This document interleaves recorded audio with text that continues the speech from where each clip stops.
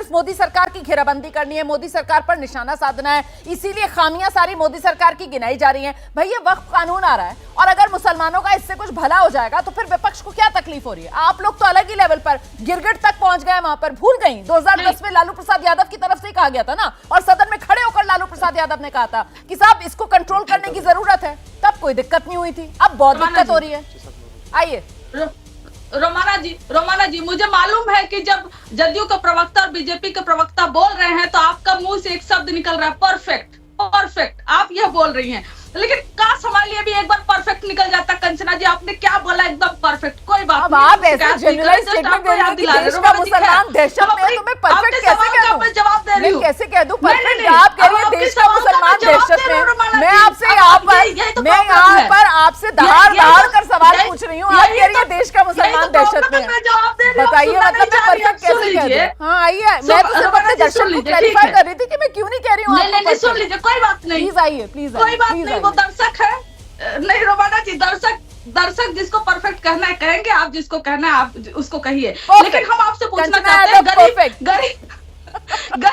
गरीब मुसलमान, आप कह रही हो वक्त से गरीब मुसलमानों का भला होगा, तो हम कह रहे हैं कि ठीक है, वक्त में अमेंडमेंट करके हिंदू की जगह आप गरीब मुसलमान ही रखते हैं। आप हिंदू डालकर गरीब मुसलमान का भला कैसे करेंगे? तो गरीब मुसलमानों को रखना चाहिए इतना वोट पे, आप कंपलसरी कर देते, मैंडेटरी कर देते। आप करप्शन की बात कर रहे हैं, 2014 की, आप 10 की बात करें लालू जी की, 2009 में और 2014 में बीजेपी के मैनिफेस्टो पे था कि वक्त की प्रॉपर्टी पे जो अवैध कब्जा हो चुका औरों ने किया, सरकारों ने किया है, उसको हम छुड़वाएंगे। कौन बोला था? ये भारतीय जनता पार्टी के मैनिफेस्टो में 2009 और 2014 दोनों में था। गिरगिट की तरह रंग कोई बदलना जानता है तो भारतीय जनता पार्टी और जदयू हम नहीं, हम तो अपने सिद्धांत के साथ खड़े हैं। कहीं भी अवैध कब्जा है, कहीं भी है, लालू जी का यही कहना था, चाहे वक्त की प्रॉपर्टी हो या नहीं हो, उस पर कड़े से कड़े, सख्त से सख्त कानून बनने चाहिए। लेकिन आप कड़े कानून कहाँ बना रहे हैं? आप तो कानून ऐसे बना रहे हैं कि नागपुरियों का कब्जा हो जाए उस पर, आरएसएस का कब्जा हो जाए उस पर। और माइनॉरिटी कमीशन से वक्फ बोर्ड ने 20,000 करोड़ रुपए मांगे थे स्कूल खोलने के लिए, यूनिवर्सिटी खोलने के लिए, पता है 0 पैसे मिले। माइनॉरिटी कमीशन ने 0 पैसे दिए, एक भी रिकमेंडेशन नहीं किया कि सरकार को इतना पैसा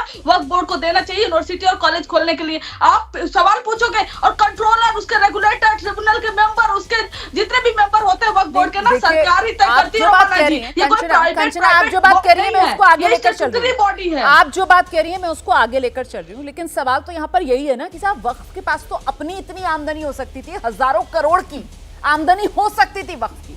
वक्फ का ही तो जमीन का मिसमैनेजमेंट हुआ है, इसी वजह से सरकार जो है वो सुधार के तौर पर ये कानून लेकर आ रही है ना। वक्फ को किसी का मुंह ही नहीं देखना पड़ेगा, उसकी अपनी आमदनी इतनी होगी कि वो अपने स्तर पर ही सब कुछ चला सकता है। लेकिन आपने जो एक बात कही है, जल्दी से अभिषेक झा को ले आइए और अभिषेक झा मुझे इस बात का जवाब दीजिए। यहाँ पर कंचना की तरफ से वक्फ को लेकर कहा गया कि साहब बोर्ड के अंदर गैर मुस्लिम को रखने की क्या जरूरत थी? मुसलमान कम पड़ गए थे क्या? वो पसमानदा, वो पिछड़े, वो बेवाएं, वो बुजुर्ग, वो यतीम, उन्हीं मुसलमानों को शामिल कर लेते बोर्ड में, गैर मुस्लिम को क्यों? जेडीयू ने रजामंदी दी थी कि हाँ वक्फ बोर्ड के अंदर गैर मुसलमानों को रखना चाहिए। अभिषेक, अब एक बात बताइए कि वक्फ बोर्ड राजस्थान में भी है, अन्य प्रदेशों में भी है, वहां भी आपने उदाहरण इसके देखे हैं कि गैर मुस्लिम वहां रहे या प्रावधान वहां पर था।